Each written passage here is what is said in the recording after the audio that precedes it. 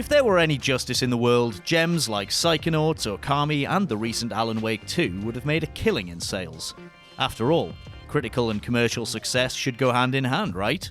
Wrong! Not only do masterpieces like these fail to get the attention they deserve, time and time again they're overshadowed by games that make serious bank despite being absolute rubbish.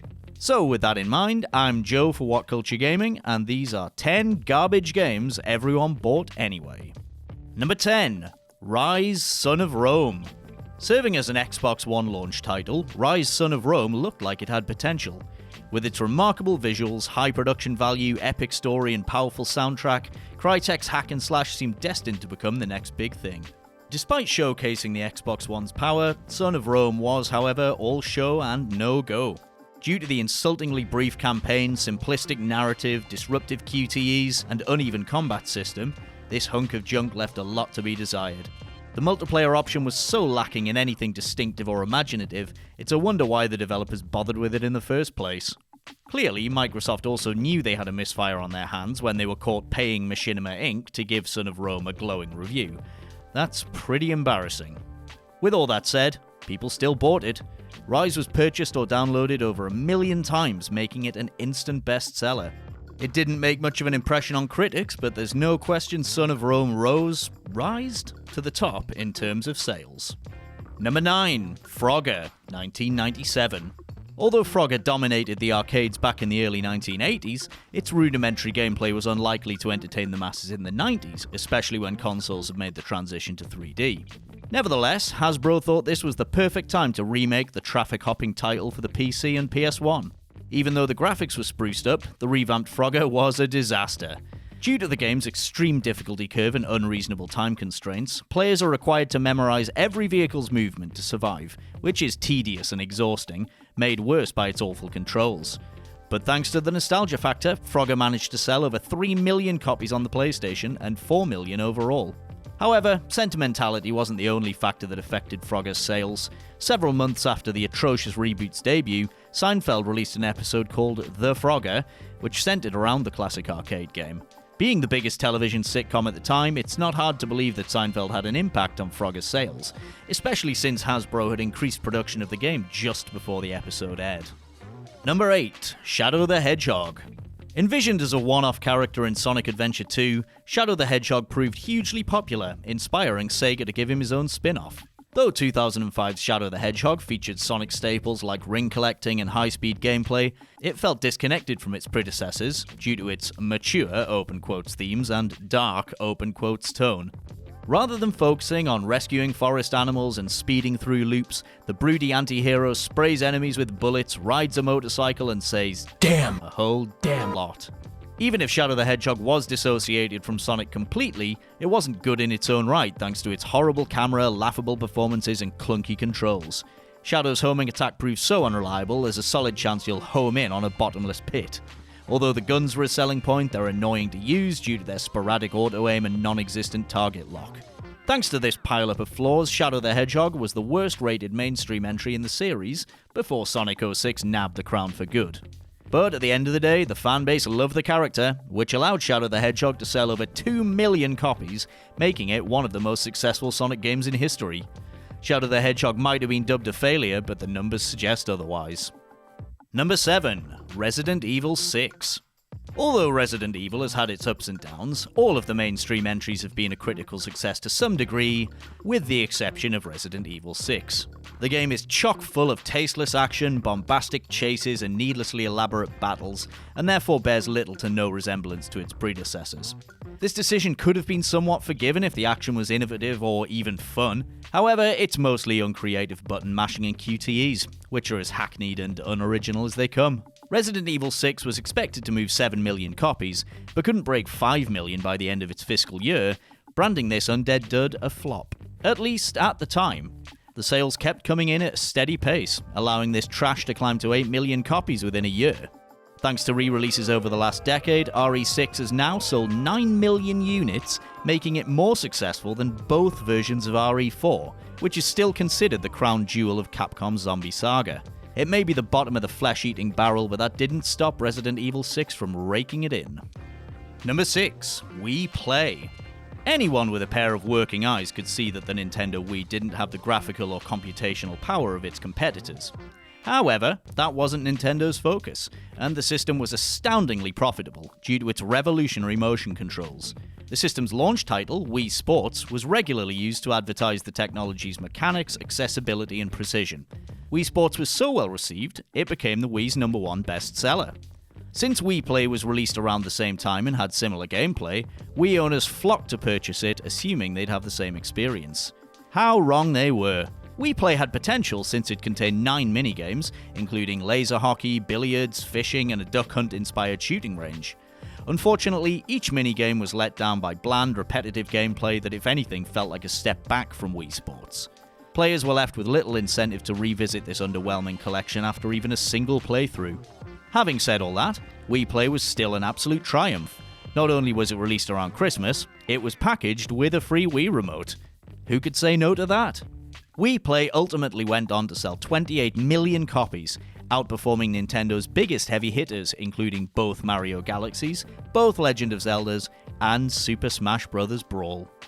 Number 5. Nintendo Switch Sports. Speaking of Nintendo, after Wii Sports sold 80+ million copies, the company clearly felt obligated to make the lightning strike twice. And when the Switch became the company's biggest console, a direct sequel called Nintendo Switch Sports was greenlit. To make sure the project was done right, Nintendo had the original directors of Wii Sports and Wii Sports Resort oversee matters. If Nintendo played their cards right, the sports sim had the opportunity to reignite the dormant brand, bringing in a heap of profit for years to come. Nintendo Switch Sports may have amassed a small fortune, but that's not an indicator of its quality. Each of the 9 minigames had one major flaw or another, whether it was slow pacing, lack of variety, or finicky gameplay. Unlike Wii Sports, Nintendo Switch Sports doesn't attempt to do anything revolutionary with its motion controls. This isn't just disappointing, but puzzling, considering there are plenty of Switch games that utilize the Joy-Cons in a creative manner, such as Just Dance, ARMS, and Ring Fit. In hindsight, it's baffling how something as forgettable and mediocre as Nintendo Switch Sports turned a profit. Number 4. Kinect Adventures.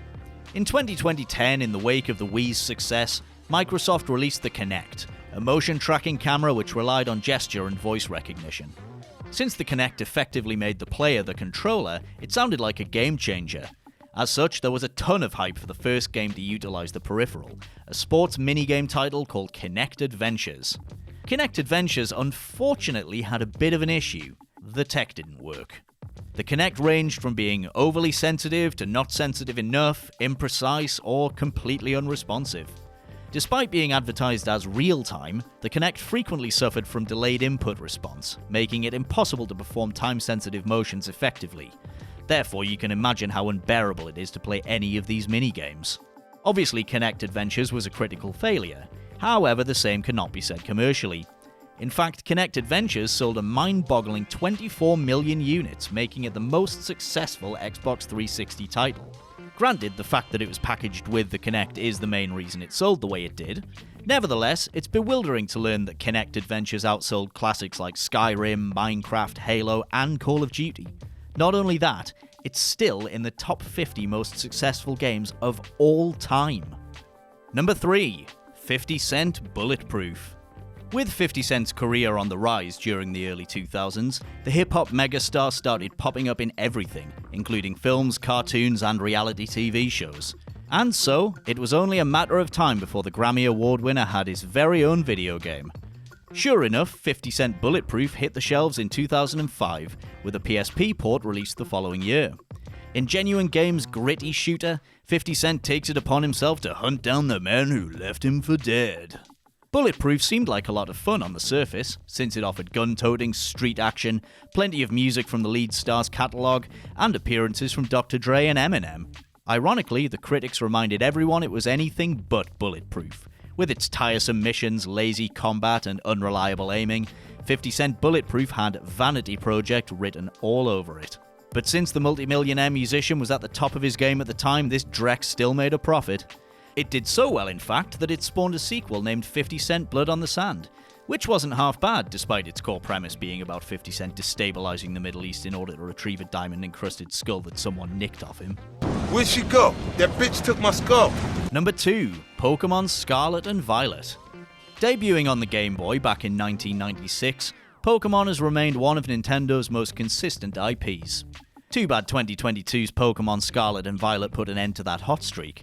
Most aspects central to the monster-catching saga, such as the exploration and battle mechanics, simply weren't up to standard in this Gen 9 title. Due to rampant bugs, poor performance, and shoddy online features, Scarlet and Violet wasn't just bad, but downright amateurish.